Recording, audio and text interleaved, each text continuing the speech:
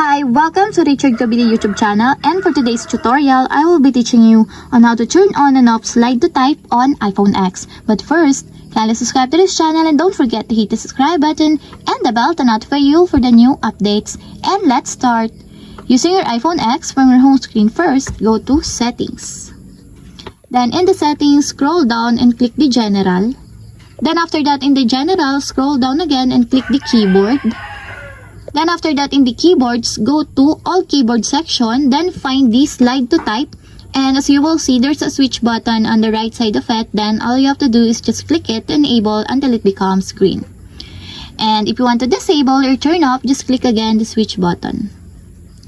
And that's it, we have successfully turned on and off slide to type on iPhone X. If you have a question, kindly comment down below and don't forget to hit the subscribe button and the bell to notify you for the new updates. And thank you for watching!